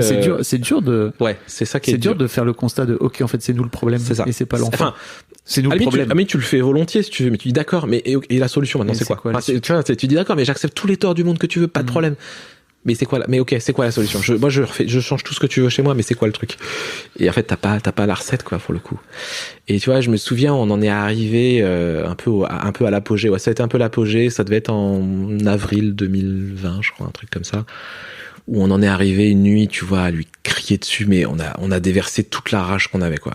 Et là, enfin, et c'est pas que moi, hein, pour le coup, on s'y met à deux, tu vois. Ouais. Chacun son tour, tu vois. Elle était dans sa chambre, je l'ai enfermée dans sa chambre, du coup, elle était terrorisée, mais elle tambourinait à la porte, mais t'as l'impression qu'elle se frappait, attends, je sais pas si elle se frappait la tête, mais au vu du bruit, tu te dis, mais c'est pas possible. Et elle était terrorisée, quoi. Et toi, t'étais juste là comme un con à dire, je ferme la clé, puis... Enfin, et c'est on stupide, va l'oublier. Tu on vois, va la laisser là. Enfin, tu vois, après coup, tu dis, mais t'es un taré, quoi. Mais en fait, sur le coup, t'es tellement crevé, t'en peux tellement plus. Tu vois bien qu'elle t'a essayé de l'endormir, elle s'est réveillée, il faut que tu recommences tout, t'en peux plus, t'es crevé. Tu peux même pas passer le relais. Mais ouais, c'est ça. Ouais, c'est ça. Tu peux même plus passer le relais à ta femme parce qu'elle est dans le même état que toi, en vrai. Et en fait, t'as ton dernier recours qui, de toute façon, tu sais que ça marchera pas. Mais tu craques, quoi. Confinement, en plus, avril 2020. Ouais, en plus, oui, c'est ça, ouais, confinement, ouais, c'est vrai. Alors, nous, on bossait en plus tous les deux, on n'a pas eu d'arrêt de travail, enfin, de machin, okay. on est tous les deux, on pouvait bosser à distance, donc on a bossé à distance, tu vois. Alors, nos moments de répit, c'était la journée, parce que du coup, on était à la maison, puis la chance qu'on a eue, c'est que notre nounou continue à bosser. Parce il y avait un flottement pour les nounous, elle a dit, non, mais moi, je continue à bosser, y a pas de problème. Ok, bon, bah, on y va, pas de problème, quoi. Et donc, du coup, on avait un peu de répit la journée, mais bon, bah, tu bosses, donc tu dors pas, quoi. Et en fait, ouais, donc on est arrivé à cette fameuse nuit, je sais même plus la date, mais, franchement, bon, alors tu cries, tu déverses tout, tu vas te coucher, tu dors pas, ta femme remet une couche derrière parce qu'elle aussi, elle craque, tu vois, mais vraiment en même temps, quoi. Bon, à la fin, ça s'est fini, tu dis, bon, bah, de toute façon, c'est stupide, on n'est pas redescendu, mais tu dis, bon, allez, va dans la chambre, tu vas dormir avec nous, de toute façon, faut qu'on dorme, quoi. Donc, viens dans la chambre, donc t'es énervé, t'en peux plus, le lendemain, tu sais qu'il y a eu un avant et un après. Ouais, on se souvient vraiment de ce jour-là comme un avant et un après où on s'est dit, on a été trop loin. Enfin, je dis pas qu'on s'en voulait, mais on voit bien qu'on était dépassé, quand même, non, vous en vouliez. Oui, mais on était en mode, ouais, on a déconné. Ouais. Mais en fait, je crois qu'on s'est plus accentué sur on est dépassé. Enfin, on peut plus, on gère plus. Tu vois, on s'est rendu compte, on s'est dit, non, mais là, on gère plus, quoi. Du coup, j'ai appelé mes parents le lendemain, tu vois, en pleurs. Venez me la prendre, s'il vous plaît. Enfin, juste une semaine, s'il vous plaît, tu vois. Je crois qu'on a attendu le week-end, tu vois, et mes parents, je l'ai emmené chez mes parents, elle a passé une semaine là-bas, ça s'est super bien passé.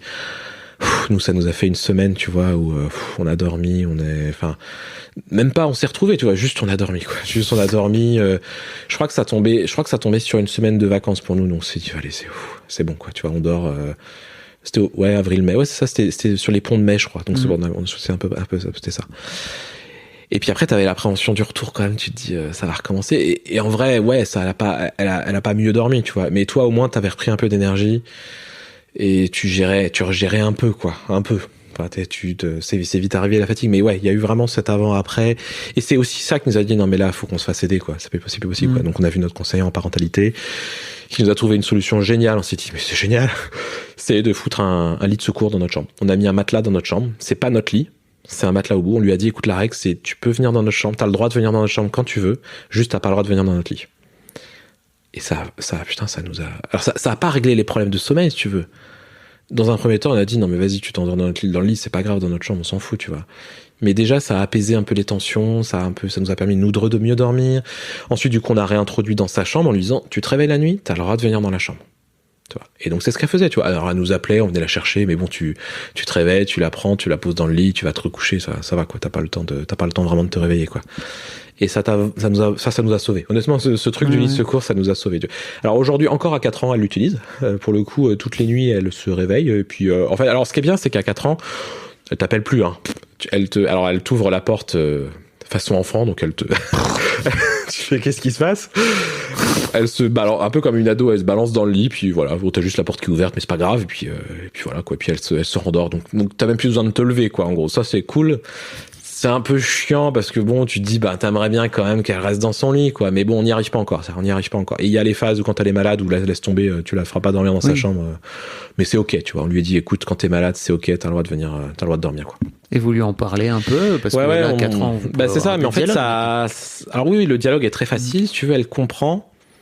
Mais je crois qu'il y a toujours ce truc dans la nuit où comme elle est un peu, tu vois, elle est encore un peu dans les vapes. Et je crois qu'il y a un peu l'instinctif qui reprend et alors j'arrive encore, tu vois, moi, souvent, alors comme surtout avec la naissance de Maëlle, c'est moi qui me lève la nuit si vraiment elle nous appelle. J'arrive à lui dire écoute viens, on retourne dans ton lit, tu te rendors, puis elle se rendort, tu vois. Mais elle va se réveiller et puis bah en fait c'est à 4h du mat, tu dis non voilà j'ai plus envie là, tu vois, t'as juste envie de finir ta nuit, donc tu dis bah écoute viens dans le lit puis c'est pas grave quoi.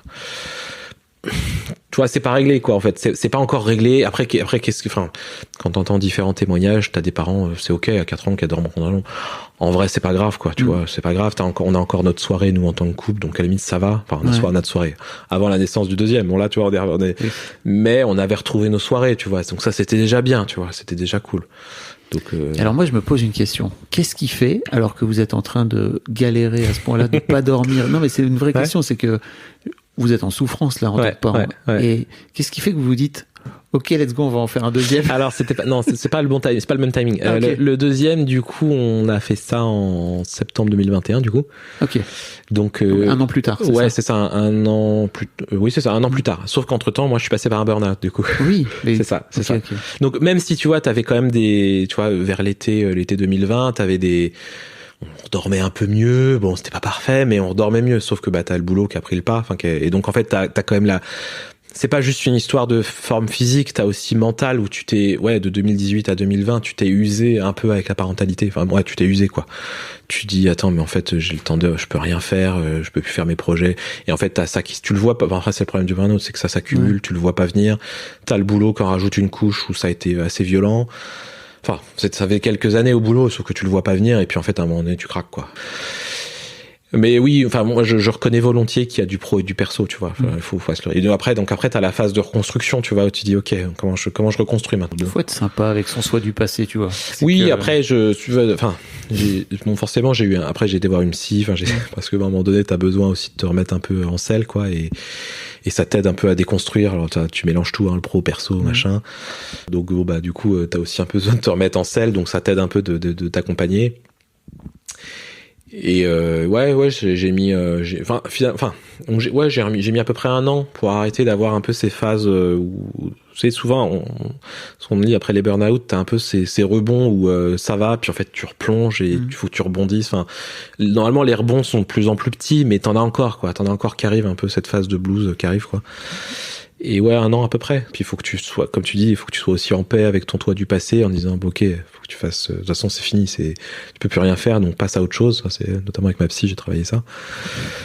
Forcément. Il y a un thérapeute qui m'a dit pour construire ton avenir, il faut laisser le passé dans le passé. Ouais, mais je pense que c'est vraiment super beau. Je pense qu'il a raison pour le coup. Ça.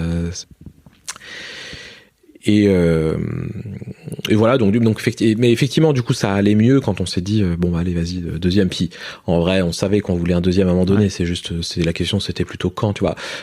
En vrai s'il y avait pas eu, le burn-out bien sûr ça a joué, s'il y avait pas eu cette histoire de sommeil avec Lise, on aurait peut-être eu 1 an plus tôt, tu vois. On s'était dit 2-3 ans d'écart c'est bien, tu vois. Enfin, non, on était plutôt sur 2 ans que 3 ans. Finalement on a eu 3 ans et demi d'écart, c'est bien, hein, tu vois, il y a pas de problème, tu vois, là-dessus on est très content, il y a pas de souci, mais oui, on sait qu'on a retardé un peu à cause de ça notamment. Puis en plus le burn-out, le problème c'est que t'es un peu, Myriam elle a rien compris quoi. Enfin elle a rien compris, c'est pas un reproche que je lui fais, elle a rien vu venir, tu veux dire. Alors il y a ça, et puis en fait elle tu sais quand t'es dedans, elle comprend pas, elle se dit mais je comprends pas, t'as un job, t'es bien payé, en plus maintenant vous avez du télétravail, t'as une maison, t'as une mariée, t'as un enfant. Qu'est-ce qui va pas, quoi, tu vois. Et en fait, t'arrives pas à expliquer, quoi. Tu dis, mais en fait, je comprends pas ce qui m'arrive, quoi. Tu finis par pleurer. J'ai eu des phases en 2020, donc avant, c'était un peu les prémices du burn-out, tu vois, où t'essaies d'endormir ta fille, tu craques et en fait tu te retrouves tu dis à Myriam, prends le relais, puis en fait tu descends dans le canapé en bas et en fait tu fonds en larmes, quoi. Mais tu sais même pas ce qui t'arrive, quoi. T'as besoin de tout lâcher, quoi. Et tu te dis mais c'est pas là c'est pas juste le sommeil, quoi. Tu sens qu'il y a un truc, tu te dis a priori c'est pas juste Lise, là il y a un truc, quoi. Et tu mets du temps déjà à t'en rendre compte de ça, quoi. Mais juste tu craques, quoi. Juste tu craques. Ce qui m'a beaucoup aidé, c'est que comme on était 3 managers en burn-out, on s'est beaucoup épaulé l'un l'autre, tu vois. En fait on a été boire des bières ensemble, tout ça. J'avais mon manager à l'époque qui habitait la même ville que moi, donc si tu veux, en plus avec le confinement on se voyait, tu vois, on trichait un peu, tu vois. On faisait des attestations, puis on allait se voir, tu vois. Et ça nous a beaucoup aidé, tu vois, de discuter, de se rendre compte, voilà, lui il est passé aussi par là. Lui pour le coup, tu vois, moi j'ai fait un enfant après. Lui il a fait un enfant, et après il est tombé en burn-out avant l'accouchement, tu vois. Wow. Lui il l'a senti passer, quoi, parce qu'en fait, quand il me dit, mais en fait j'étais pas là les premiers mois, quoi. Enfin, j'étais pas là, quoi. Et enfin, lui pour le coup il s'en veut. Alors tu vas me dire, il met le passé un peu derrière, mais lui s'en est un peu voulu aussi pour ça, parce qu'il se dit j'étais pas là, quoi, parce que émotionnellement j'étais pas là, quoi. T'étais ailleurs, quoi, pour le coup. Donc c'est dur de prendre soin de soi, hein, quand on est des mecs. C'est un peu une ligne édito de ce podcast. Ouais, c'est vrai. Non, c'est vrai pour le coup. Et puis le problème du burn-out, c'est que tu te rends pas compte, quoi. Oui, c'est des signes extérieurs tu te réveilles la nuit, tu commences à psychoter pour tout rien, et tu dis non mais là il y a un problème, quoi. Là il y a un problème. Tu vas voir ton médecin, tu fonds en larmes, tu dis bon il y a un problème, quoi. Tu vois. Mais c'est dur d'admettre, comme tu disais, ouais. Je sais pas si ça renvoie à ta condition de mec, tu vois, mais parce qu'on est des bonhommes. Ouais, non. Moi je me souviens les premières fois, je dis non mais c'est bon, je vais bien, ça va. Hein. Ouais. Et puis en fait quand tu fonds un peu en larmes, tu dors plus, tu dis non ok il y a un problème, je veux bien 15 jours d'arrêt, ok, et puis je me remets en selle, tu vois, c'est bon. Et puis en fait tu reprends, tu fais non mais en fait allez, quoi, arrête de te mentir à toi-même, ça va pas, quoi. Tant que t'as pas un bras coupé, c'est ça. Tu souffres pas. Exactement. Je comprends. Donc ouais, puis après il y a eu il y a eu le projet du deuxième pour le coup, donc c'est pareil, un peu comme la première banco du premier coup. Enfin, c'est vrai que tu vois, nous c'est vrai que bon, on s'était dit avec Myriam, on s'est dit mais faut qu'on fasse gaffe quand même, parce que tu vois, mettons qu'on veuille. On se pose la question d'un troisième, tu vois, mais mettons qu'un jour on veuille s'arrêter. Enfin, oui, à un moment donné, tu t'arrêtes, quoi. Faut qu'on fasse gaffe, quoi, du coup, parce vous êtes ultra fertile. Ouais, quoi. C'est ça, quoi. Tu vois, donc faut. Mais c'est assez rigolo, du coup. Alors, je dis ça. Bon, on connaît d'autres personnes où c'est plus difficile, tu vois, mais bon, on se vante pas ça, tu vois, mais c'est assez plaisant, tu vois. Quand dans le couple, tu te dis bon cool, tu vois, c'est une chance qu'on a, quoi. On est content de ça. Et donc donc deuxième grossesse, nickel, pour le coup, toujours une grossesse nickel. Bon, elle a eu une ou deux nausées, tu vois, cette fois-ci. Ouais. Mais bon, franchement, je pense que c'est léger par rapport à beaucoup de témoignages. Et là, on s'est dit projet d'accouchement à la maison. Là, on s'était dit, écoute, ouais, franchement, on aimerait bien le faire, quoi. On aimerait bien faire ça à la maison, quoi. Et là, tu prends un peu plus conscience de ton rôle. Ouais, à ce moment-là. Ouais, pour le coup. Alors bon, encore une fois, je vais pas te mentir. L'idée vient d'elle, pas de moi. Faut remettre les. C'est elle qui écoute les podcasts, hein, à tous les coups. Faut rendre à César ce qu'il y a à César. Hein. Mais je l'ai suivi. Tu vois, j'ai dit ouais pour le coup. Et alors, ce qui est difficile avec l'accouchement à la maison, pas tant le jour J, c'est le regard des autres. Alors autant notre famille ça va, parce qu'en fait je crois qu'ils osent pas trop dire, en vrai ils ont pas trop osé dire, parce qu'ils voient un peu notre manière de faire avec Lise, tu vois, la parentalité positive, ce genre de choses qui est un peu forcément un peu éloigné de ce que tes parents ont fait, ou ce genre de choses, donc ils comprennent pas trop. 2-3 froids comme ça avec nos parents respectifs, où on n'est pas d'accord sur la manière de faire et on s'est imposé, tu vois. Mes parents ça va, c'est plus soft, ils disent ok, vous faites comme vous voulez. Enfin, mais ils ne le disent pas vraiment, tu vois. C'est plus bon, je comprends pas, mais bon, ok. On est en 2022, c'est peut-être la nouvelle manière de faire. J'en sais rien, tu vois, il y a un peu ce truc-là. Donc côté famille, l'accouchement à la maison, les gens savent pas ce que c'est. Enfin, t'as le cliché de mais c'est risqué. Enfin, tu vois, il y a un peu ce truc-là. Voilà, ça s'arrête là. Mais ça s'arrête là pour le coup. Ce qui est dur, c'est les professionnels de santé. Franchement, ça, c'est le plus dur à gérer pour un projet comme ça. Et ouais, un petit peu l'entourage, mais sans plus, quoi. Mais les professionnels de santé, ils ont ces petites phrases, tu vois, quand tu les vois vous prenez un risque quand même, tu vois, ou non, moi je le ferai pas. Enfin, tu vois, tu sais, mais ces petits trucs qui sont pas, c'est pas dit clairement. mais tu sens le petit pic ou le petit truc qui passe, quoi. Et ça, je trouve que c'est pas agréable pour le coup. C'est pas agréable parce qu'en fait, ils viennent te foutre le doute, en fait. Parce que ça reste un professionnel de santé, donc ça reste quelqu'un que t'écoutes malgré tout, tu vois. Ta gynécologue, tu vas quand même la voir, et bah, c'est elle qui nous faisait nos échographies. Bah ouais, Elle était pas 100% derrière. Ah non, okay. pour le coup, elle, quand on lui a donné notre projet, elle te disait non mais prenez pas de risque quand même. En plus, on s'orientait vers un gros bébé. Mais je comprends, non, que tu vois que le système, en tant que professionnel de santé, t'as envie de dire, c'est un risque et faites attention. Mais je pense que c'est parce qu'ils connaissent pas. Ah oui. Pour moi, c'est ça. Oui, pour mais moi, c'est ça. C'est plutôt ok. Oui, ils sont pas formés à ça, peut-être. Oui. Voilà. Donc, mais en fait, ce qui m'embête, moi, dans leur démarche, c'est plus de dire, bah, écoute, c'est notre projet, à la limite, si tu nous soutiens pas, dis rien, au pire, tu vois. Soit tu nous soutiens, à la limite, je te demande même pas de me soutenir, juste dis rien, quoi. Tu dis, ok, d'accord. Et puis, tu vois, par exemple, donc pour l'accouchement à la maison, tu t'inscris quand même à l'hôpital parce qu'il y a toujours ce au cas où ça se passe pas le jour J, au cas où machin. Donc tu vois quand même l'anesthésiste, tu vois quand même, c'est des protocoles. Ouais. Et tu vois, à l'infirmière que Myriam a vue à l'hôpital, elle a été chouette parce on lui a parlé du projet. Enfin, moi j'y étais pas, donc Myriam y a été. Et l'infirmière à la fin lui a dit, bah écoutez, j'espère ne pas vous revoir.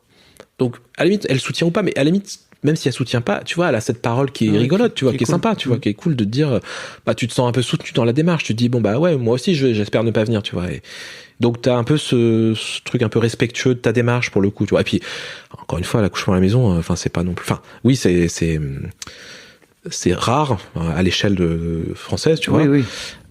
Mais c'est pas là. Enfin, t'es pas en train de dire les gars, on fait ça. On est même pas en train de dire on fait ça tout seul, tu vois. On est quand même accompagné par une sage-femme, tu vois, pour le coup. Et donc effectivement sur le secteur de Fontainebleau, on a une sage-femme on a changé de sage-femme. Alors la première, elle faisait aussi l'accouchement à la maison, mais alors elle faisait pas les premières naissances. Je crois qu'on l'aurait peut-être fait pour Lise sinon, mais bon, du coup on n'a pas trop discuté pour la première. Sauf que donc il y a 4 ans qui se sont passés, 3 ans et demi qui sont passés, et depuis bon elle est, je sais pas si elle est proche de la retraite, mais et elle s'est dit non mais moi j'en peux plus les gardes H24, donc en gros elle a dit ok pour l'accouchement à la maison mais seulement si c'est en journée. Tu fais bah ouais d'accord mais je peux pas te dire quoi, je peux pas. Donc on s'est dit non c'est trop risqué, on a une chance sur 2 quoi. Et en fait on a eu de la chance, il y a une autre sage-femme qui s'est installée aussi du côté de Fontainebleau, et donc on a été la voir, génial pour le coup. Son mari est aussi sage-femme et il est passé dans la maison des maternelles d'ailleurs, c'est rigolo, petite anecdote. Il est aussi hypnotiseur, il fait aussi ça. D'accord. C'est assez rigolo. Enfin, du coup, très bon feeling avec eux deux, pour le coup, très cool, quoi. Et donc voilà, on a découvert un peu ce monde, ce monde de l'accouchement à la maison. Et là, pour le coup, c'était vraiment parfaitement dans nos attentes. Tu vois, ce truc de, tu vois, la sage-femme, elle nous reçoit chez elle, c'est, tu te mets en chaussettes, tranquille, c'est, vas-y, on se tutoie, on discute, ok, tu veux faire ça, génial, tu veux un café, enfin, tu vois. Vraiment cool, quoi. Après, t'as le suivi, elle est professionnelle, tu vois, donc elle fait le suivi, s'il y a besoin de faire une petite écho. Alors, elle fait pas les échographies officielles, mais elle peut écouter le cœur, elle peut vérifier que tout va bien, mais elle est très dans le questionnement plus de, ok, comment tu te sens, toi, Myriam? Ok, tu te sens bien? Bon, a priori, j'ai pas besoin d'aller vérifier ce que tu me dis, tu vois, ça va, quoi. C'est que, et puis en plus, t'es sur une 2e grossesse, donc elle est très dans le, ok, par rapport à la première, comment tu te sens? Bien, d'accord, ok, pas trop de chambon, nickel, tu vois. Elle est très dans le, j'ai confiance dans la femme, tu vois. Et ça fait vraiment du bien, quoi. Quand t'es face à quelqu'un comme ça. Et l'autre aspect qui est génial en tant que père, c'est qu'elle t'implique dedans, quoi. Tu vois, je vais te raconter pour la première grossesse, donc pour Lise. On avait été voir une première gynéco, et moi c'est la première fois de ma vie que j'allais voir une gynécologue, du coup. Parce que du coup, tu penses bien, j'ai jamais été voir une gynécologue. La gynécologue, pour le rendez-vous, elle ne m'a pas adressé un seul mot, elle ne m'a jamais regardé. Et tu sentais ce truc de, mais qu'est-ce que tu fous là, mec, dégage, quoi. T'as rien à faire là, quoi. Alors que tu vois, nous on était en mode, c'est un projet de couple, on l'a voulu ce bébé, on est content, tu vois, enfin. Et elle te regarde en mode... Elle te regarde pas. Non, elle me regarde pas du coup en l'occurrence, mais elle m'adresse pas la parole. Et je me suis senti. Enfin, alors tu vois déjà qu'on a du mal en tant que père à se faire une place, mais alors en plus tu as le mec, la nana en face de toi qui te dit non mais tu te considères même pas. Là, la sage-femme, elle te parle, dit ok, et toi comment t'as vécu l'accouchement? Tu dis mais attends, mais jamais on m'a posé cette question-là. Moi génial, je suis content, tu vois, qu'on me pose cette question-là. Et puis du coup tous les rendez-vous, j'avais envie d'y aller, tu vois, en vrai, ça servait pas à grand chose que je sois là, tu vois. Mais j'y allais parce que j'avais envie de discuter, et puis c'était un projet, tu vois, c'était vraiment un projet ensemble, quoi. Et c'est vraiment, vraiment, vraiment génial pour le coup, vraiment, vraiment chouette pour le coup. Et t'as l'impression que ça t'a aidé à... Ouais, il y avait ce truc de, ça m'a aidé à m'impliquer, au moins à prendre conscience d'eux, tu vois, à comprendre ce qui se vivait, ce qui se passait, quoi, pour le coup. Et ça, c'est chouette pour le coup. Alors bon, t'as quand même l'expérience du deuxième, donc bon, t'es pas non plus novice en la matière, mais tu te sens impliqué, en fait, donc tu te sens reconnu en tant que futur papa, quoi. Et ça, c'est vraiment chouette, quoi. Je dit, vous avez fait un accouchement un peu spécial pour le coup, pour le premier. Ah oui, alors tu figures-toi que c'est notre année, enfin c'est ça qu'on aime bien raconter, c'est que mais dit mais comment quand on raconte un peu notre discours auprès des gens, ils nous disent mais les professionnels du coup c'était pas cool, mais vous répondiez quoi? On dit on avait une phrase toute courte, on leur disait vous comprenez, c'est plus sûr à la maison qu'à dans la voiture, du coup. Et généralement ça marchait bien cette phrase-là parce que ça cassait tu vois les professionnels ils s'attendaient, c'est pas le genre de truc que tu avant, et forcément ils sont obligés de dire oui, effectivement, c'est plus sûr que dans la voiture, l'accouchement à la maison, tu vois. Donc, ils étaient forcés d'aller dans notre sens, d'une certaine manière. Donc, on aimait beaucoup cette phrase-là, tu vois, pour casser un peu leur truc. Généralement, ils savaient plus trop quoi dire après. Vous étiez pas très loin de faire un accouchement à la maison, finalement, la première fois. Ouais, en vrai, on aurait attendu quelques minutes de plus, c'était à la maison, hein, ça aurait été cool, quoi, tu vois. Ok. Donc ouais, pour le coup. Et donc je continue la grosseuse très bien pour le coup. Donc le projet à la maison très bien aussi. Enfin tu te prépares en vrai. Tu réfléchis un peu comment ça va être dans la saison. La sage-femme, elle prend le temps. C'est incroyable. Les rendez-vous, c'est 1 heure avec elle minimum. Elle vient chez toi, mais en fait ça sert presque à rien qu'elle vienne chez toi. C'est juste pour voir ton salon. Elle reste 2 heures avec toi. Elle discute, pas de problème. Tu vois, t'es là, c'est génial quoi. T'as envie de. En fait, elle te met dans une bulle finalement. Elle te met dans une bulle où tu te dis ça va être trop cool quoi. Et comment se passe l'accouchement alors c'est assez similaire à la première, c'est-à-dire que alors c'était la nuit. Alors c'est vrai qu'en fait tu vois on avait la question de ok mais qu'est-ce qu'on fait de Lise du coup. Notre projet idéal c'était ça serait génial que ça se passe la nuit comme ça Lise dort, elle se lève le matin, son petit frère est là, génial tu vois. Parce que oui c'est un garçon du coup. Et donc ça c'était notre plan A. Bon on avait prévu un plan B quand même de se dire bon on l'emmène chez des amis tu vois. Mais quoi que ça c'est notre plan C. Notre plan B c'était potentiellement Lise est à côté tu vois. Parce que ça se fait en fait. On s'est renseigné un peu sur les accouchements à la maison. Il y a des familles comme ça qui accouchent et leurs enfants ils sont à côté. Ils jouent dans leur coin, machin. Bon, on avait un peu peur, tu vois. On se dit bon, frère, d'un autre côté, tu vois. Enfin, c'est pas un moment agréable forcément pour Myriam. Donc, est-ce que Lise va pas avoir peur? On s'était plus dit bon, j'espère que c'est le plan A comme ça. Voilà. Et coup de chance, du coup, ça a été le plan A. Donc, vers 2h, non, c'était quoi, 1h du matin. Ouais, c'était à peu près 1h du matin. Et Myriam, elle s'était levée. Et puis, en fait, elle a senti, pareil, fissure de la poche des os. Elle a attendu un peu, c'est cool. Moi, je dormais. Elle me réveille à 2h, tu vois, gentiment. Bon, je crois que j'ai fissuré la poche des os, tu vois. Et là, en tant que, alors, tu vois, on se dit, ah, ok, d'accord.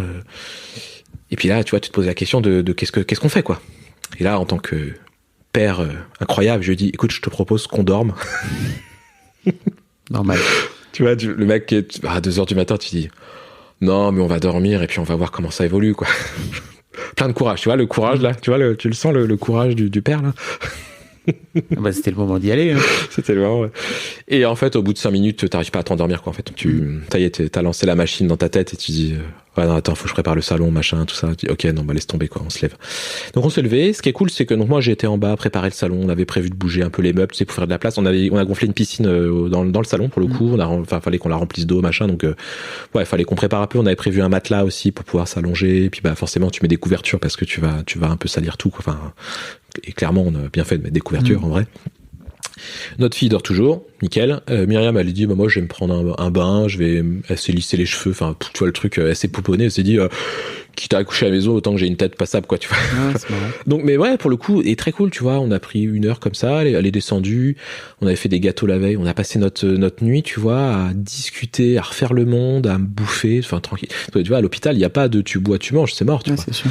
Parce qu'à la maison, tu t'oublies de toute façon la péridurale, ça n'existe pas à la maison, il n'y a pas de péridurale, enfin, de toute façon, tu pars sans, quoi. Mais c'était ok, enfin, si tu veux, c'était notre, tu vois, finalement, elle avait réussi pour la première, puisqu'elle a couché dans la voiture, donc autant dire, il n'y a pas de péridurale non plus, donc elle était contente, elle avait réussi son projet. Et pour le deuxième, elle s'est dit, je l'ai fait une fois, je peux le faire 2 fois. Bon, la différence, c'est que, donc, Lise, c'était 2,4 kg. Maëlle, la courbe a annoncé 4 kg. Donc là, tu te dis, oui, je peux le faire, mais quand même, quoi. C'est pas pareil, quand même, 4 kilos, quoi. Tu le sens, quoi. Bon, il a fini à 3,8 kg, donc, mais bon, ça reste quand même un bon bébé, quoi, pour le coup. Et, donc, tu vois, alors, comment ça se passe? Tu te tiens au courant ta sage-femme, tu lui envoies des messages, mais t'es pas en mode, fissuré de la poche des os, venez, tu vois. Elle te répond, alors, elle te répond, du coup, tu dis à 3h du matin, tu fais, putain, c'est chaud, d'ailleurs, moi, est-ce que je me réveillerais si quelqu'un m'envoie un SMS? Je suis pas sûr de me réveiller, moi. Elle te répond, elle dit ok, pas de problème, bah vous me tenez au courant de l'évolution et puis quand vous le sentez, vous m'appelez quoi. Et puis enfin quand vous avez besoin que je vienne, je viens. C'est pas tu vois, c'est vraiment nous qui décidons quand on veut qu'elle vienne, tu vois. Tu dis ah ouais, ok, ça on n'était pas préparé à ça, tu vois. On n'avait pas révisé ce scénario là. Donc bah cool, du coup on passe notre nuit à discuter dans le canapé, on s'est fait un feu de cheminée, on était au mois de juin. Donc c'était le 8 juin du coup. On s'est fait un feu de cheminée, on s'est dit pour l'ambiance, tu vois, on avait mis des petites bougies dans le salon, on avait éteint toutes les lumières, la cheminée, enfin bon, il faisait chaud hein, mais bon d'un autre côté, tu vois, bon bah forcément tu t'accouches toute nue donc ça fait du bien aussi d'avoir un peu de chaleur, puis pour le bébé c'est cool aussi, tu vois. Donc bon, il faisait peut-être 27 degrés dans le salon, mais bon, c'était bien quoi pour le coup, c'était vraiment chouette. Puis en plus l'ambiance quoi, tu vois, l'ambiance cheminée, tu vois. On avait ça, on disait au début, on avait dit c'est notre projet en déconnant, on dit va se faire un feu de cheminée, puis je dis vas-y, on le fait, on se fait un feu de cheminée quoi. Game of Thrones. Ouais, c'est ça. Toujours dans les Targaryens, tu vois, bien sûr. Et donc alors vers 3-4 heures, je crois, notre fille se réveille. Alors on s'est dit ah merde. Mais coup de chance, alors notre fille, tu sais, on a été en lit de secours, en mode vous êtes où là, enfin, vous êtes pas dans la chambre, vous foutez quoi là?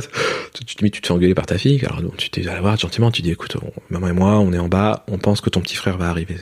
Alors on l'avait vachement préparé, hein, notre fille, tu vois, on l'a beaucoup parlé avec elle, on est beaucoup dans l'explication avec elle.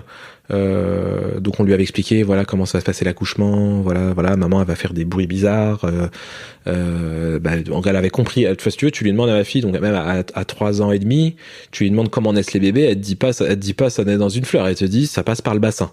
Tu vois, elle t'explique quoi. Elle te dit ça sort par le bassin, tu vois. Donc et la maman elle a besoin de force, tout ça. Enfin nous on est super fiers, tu vois, de ce truc-là chez notre fille, qu'elle puisse verbaliser ça. Et donc là je sais pas.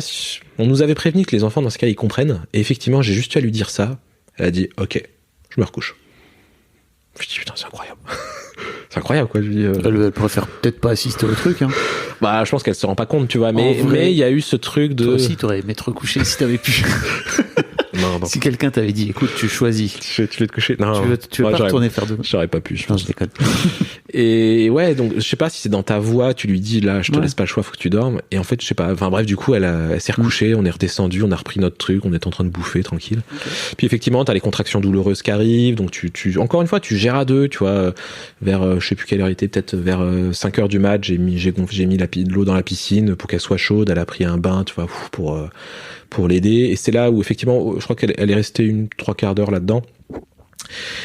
Et là, ça y est, tu sentais les contractions douloureuses. Donc ça, on avait déjà rapproché. Elle sentait qu'il fallait qu'elle sorte de l'eau, je sais pas, c'est un instinct ou je sais pas quoi. Et là, on se dit bon, tu crois qu'il faudrait qu'on appelle Lola, notre sage-femme. Et là, je me dis, écoute. Je te vois là, je te revois dans la salle de bain au moment où tu me dis, je sens qu'elle arrive. Je vois, enfin, physiquement c'était pas pareil, mais je te jure que je te vois le même état, quoi. Dans le même mood. Le truc de, je sais pas, c'est une histoire de timing des contractions, de puissance, je sais pas, mais je dis, écoute, je sais pas, mais là je le sens. Elle me dit, t'es sûr? Je dis, écoute, je l'appelle. je l'appelle, écoute, je pense Lola, faut que tu viennes là. Elle me dit, ok, t'es sûr? Je dis, écoute, donc je lui réexplique, je dis, là, je pense que c'est exactement comme la première fois. On est à peu près à ce stade-là. Elle me dit, ok, écoute, je te fais confiance, j'arrive. Donc elle me dit, j'ai le droit de prendre une douche avant? Je dis, ouais, mais fais vite quand même. Tu sais, tu te dis, attends, si on est dans le même état, j'ai fait la maison Fontainebleau en 10 minutes, plus là, ouais, c'est chaud quand même. Il lui faut une demi-heure pour venir quand même. Tu dis, ouais, dépêche-toi quand même. Et elle est arrivée à 6h30. Donc elle a mis 40 minutes, enfin elle a pris sa douche puis elle a mis 40 minutes après, enfin 30 minutes pour venir. Mais très bien, tu vois, elle s'installe, pas de bruit, tu vois, elle voit bien que Myriam est ça commence à venir, tu vois, mais elle s'installe, elle met 2-3 trucs, elle vérifie le cœur du bébé, tu vois, avec un petit appareil pour écouter, tout va bien, ok, nickel. Et c'est là où, tu vois, ça commence, où elle est là, honnêtement, elle est plus là en tant qu'appui et conseil que comme étant active, tu vois, genre il faut que tu fasses ça, machin. C'est non, ok Myriam, mets-toi dans la position que tu veux, appuie-toi sur Thibaut pour t'aider. Alors ça m'a fait rire d'ailleurs sur la fin parce que tu vois, on a fini l'accouchement où elle est à genoux, moi aussi face à elle, puis elle met ses bras, tu sais, autour de mon cou pour prendre appui. Et puis Lola me dit bon là Thibaut, il va falloir que tu gaines. Puis alors, toi en bonhomme, tu dis ouais c'est bon. Et puis elle commence à pousser, à tirer, tu fais ah oui, donc, tu commences à mettre tes mains par terre parce que tu dis ah oui d'accord, ouais, c'est ok d'accord, ouais faut ouais. Fallait être un bonhomme. Ouais, c'est ça. Tu fais moins le malin là sur le coup. Et puis là, effectivement, là, t'es dans la phase où elle pousse, tu vois, et c'est là où tu as un peu l'enchaînement des choses, où tu sens qu'elle galère. Enfin, tu sens que, enfin, je dis pas, tu vois, je pense que c'est difficile, mais là, tu sens les 3,8 kg. Tu sens que ça passe pas comme la première, tu vois, où la première, honnêtement, ça a été, enfin, je mets pas à sa place, tu vois, ça a été douloureux, mais ça s'est fait, quoi. Là, tu sens que le 3,8 kg, faut les sortir, quoi. Sans péridurale, tu vois, c'est chaud, quoi. Et manque de bol à ce moment-là, donc forcément, t'as des bruits dans la maison. Ma fille se réveille. Elle est en haut de l'escalier. Elle entend des cris. Elle voit bien qu'il y a une personne dans la maison qui était pas là avant. Elle la connaissait, Lola, tu vois, elle l'avait déjà rencontrée, mais elle se réveille, elle a la tête dans le pâté, tu vois, et donc elle commence un peu à paniquer. Elle se dit, mais qu'est-ce qui se passe, tu vois? Donc elle panique. Toi, t'as un peu le scénario où tu maîtrises plus rien, quoi. Et là, tu te dis, oh là là, je maîtrise plus rien là. Donc et ça c'est un peu, enfin moi je suis un peu dans le contrôle, tu vois, donc c'est tu fais bon, alors là qu'est-ce que je fais, tu peux pas aller voir ta fille, tu vois qu'elle pleure, tu vois que ta femme elle est en train de galérer et en plus elle est dans la phase un peu de désespoir, tu vois, où elle en peut plus, quoi, elle en peut plus, elle est fatiguée, tu vois, elle en peut plus. Et là on dit à Lise, on dit non mais écoute, descends, viens, je peux pas venir te chercher, descends, tu vois. Et c'est ça, et tu vois, et c'est Myriam, c'est ça qui lui a donné un peu la force. Elle s'est dit non mais je veux pas que Lise me voie comme ça. Elle a tout donné, tu vois, le temps de descendre l'escalier. Lise, elle a descendu l'escalier tranquillement. Elle a tout donné. Paf, il est sorti, tu vois. Donc là, un peu après, là, t'as Lise qui arrive, je la prends dans les bras, Lise, Myriam qui prend le bébé. Enfin, toi, un peu là, en fait, tu passes d'une situation où c'est ouais, tu dis, je maîtrise plus rien, c'est parti en roue libre, tu sais plus ce qui t'arrive, tu sais pas comment ça va se finir, à une situation où tout le monde est heureux, enfin, tu vois, t'as tout le monde qui est joyeux, tu te dis, incroyable, tout va bien, tu prends le bébé. En plus, c'est génial, t'as sa grande sœur qui est à côté, qui est là, quoi. Enfin, je veux dire, le gars, Maël, il avait quoi, 10 secondes de vie, même pas, quoi. Enfin, tu vois, elle le voit tout de suite, quoi. Et on s'est dit, mais c'est génial. Pour le coup, enfin, je veux dire, je crois pas qu'on aurait pu faire mieux, quoi. En vrai, tu vois, je me dis, c'est génial. Donc, du coup, tu vois, elle le voit, elle voit son frère, et puis alors, bon, alors, Lise, elle était un peu encore en mode panique, elle a besoin d'être rassurée, donc tu l'as dans tes bras, puis regarde, c'est ton petit frère, il est là. Et là, elle a ce geste, qui était rigolo, elle tend la main vers sa tête, tu vois, pour le toucher, et là, elle nous fait, Burke! C'est sa première phrase, tu vois, vis-à-vis de son frère. Je pense qu'on lui ressortira dans 10 ans, dans 20 ans, tu vois. À son mariage. À son mariage, je dirais. Sur un PowerPoint. Je dirais, voilà, c'était les premiers mots face à ton frère, Burke. Et puis ouais, en plus, c'est génial, c'était un mercredi, donc pas école, tu vois, pour ma fille. On est resté toute la journée on avait mis un matelas double au sol. On est resté toute la journée à chiller comme ça, bien quoi, tranquille. On avait prévu à manger. Là, il y avait un peu du sang partout par terre. Faut pas se mentir. La sage-femme, elle est restée 2 heures après, parce que t'as toujours. Enfin, ce qui fait peur aux sages-femmes dans l'accouchement à domicile, c'est pas tant l'accouchement, c'est le risque d'hémorragie après. C'est plus ça qui leur fait peur pour le coup. Donc c'est pour ça qu'elle est là pour vérifier que tout va bien et que si vraiment il y a un truc qui va pas, elle t'emmène à l'hôpital. Enfin, c'était prévu que c'est elle qui la prend. Toi, tu gardes le bébé, elle t'emmène à l'hôpital, quoi. Bon, il n'y a pas eu de problème pour le coup. Toi, je commence à dire, bon, écoute, attends, je vais nettoyer un peu. Elle me dit, non, Thibaut, laisse, ça, c'est mon job. T'es sage-femme, enfin, t'es pas, non, ça, c'est, vas-y, profite de ton bébé, je m'occupe de tout, vas-y, il y a à bouffer dans le frigo, attends, je vous amène à bouffer, enfin, tu vois, bien, quoi, enfin, tu te dis, c'est génial, quoi, enfin, t'es bien, t'es tranquille. Puis, tu vois, en plus, donc 2 heures plus tard, elle s'en va, donc t'es tout seul, mais t'es chez toi. Et donc, t'as ce truc de, t'es bien, quoi. T'es vraiment au calme, enfin, t'es tranquille. T'as ta fille qui est là, on discute, on joue, tu vois, on s'émerveille devant le bébé. Enfin, franchement, c'était incroyable, quoi. Vraiment, ce truc de, vraiment, t'es là, mais c'est génial, quoi. Donc, tu dis, mais plus jamais je fais la maternité. Alors, si tu peux, parce qu'après, forcément, je dis pas, tu vois, l'accouchement à domicile, c'est réservé à ceux qui le peuvent, d'un point de vue santé, tu vois. Il y a plein de critères qui fait que tu pourrais pas. C'est ce qui fait aussi que d'ailleurs, les accouchements à domicile, alors il y en a pas beaucoup, mais je sais pas les chiffres, mais on doit être pas loin, si c'est pas à 100%, on est à 99% de réussite, parce qu'en fait, tu ne vas au bout que si t'as tous les indicateurs qui sont au vert. Et je comprends, les sages-femmes elles prennent pas de risque, et y a pas, c'est normal, tu vois. Donc si t'as fait à la maison, c'est que de toute façon il y avait pas de problème, quoi. Donc que tu fasses à la maison ou dans ta voiture ou à l'hôpital, c'est pareil, quoi. En vrai, en gros c'est pareil, quoi. Et donc c'est pour ça on se dit non mais troisième grossesse, si tout se passe bien, on refait à la maison, c'est mort, qu'on fait plus à l'hôpital, quoi. C'est plutôt cool ça. Bon, Maël a 1 an. Non, il a 4 mois là. Hein, il est né en juin 2022. En juin, pardon. Juin 2022, ouais. Non, c'était Lise a 4 ans. Je croyais qu'on était non, je sais pas pourquoi je croyais qu'on était en septembre. Donc ouais, Maël a 4 mois. Ouais. Comment ça se passe depuis alors? Alors il est bien le frère de sa sœur, Ouais. niveau sommeil. Ah merde. Alors Enfin, où je pourrais dire on est bien les parents de nos enfants, je pourrais le tourner comme ça, tu vois. Je pense que c'est plus ça la vérité d'ailleurs. Mais alors ce qui nous rassure un peu, c'est qu'il a pas ce truc d'être toujours aux aguets tout le temps. Tu vois, c'est un bébé que tu peux poser, il va jouer, enfin, il va parler, il va gazouiller. En vrai, quand t'arrives à l'endormir dans les bras, tu peux après le poser, ça va, quoi. Il va pas faire des grands cycles, tu vois. Mais t'y arrives, quoi. Donc il faudrait juste qu'on ait un rythme un peu plus régulier. Et bon, forcément avec ton aîné, c'est pas simple, quoi. Tu essaies de gérer comme tu peux. En plus là, en ce moment, tout le monde est malade. Enfin, laisse tomber, tu gères rien. Les nuits, c'est un peu galère parce qu'il est très demandeur au niveau du sein. Donc voilà, faut juste qu'on mette des rituels en place, mais on se dit que ça va le faire. On est un peu plus confiant.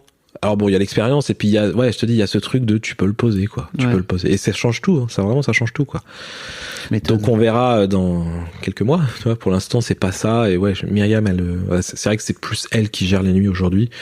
Moi, j'ai repris le travail, forcément. Enfin, forcément, non, pas vraiment. En vrai, alors, ce qui est génial, donc, il y a 2 choses. C'est télétravail.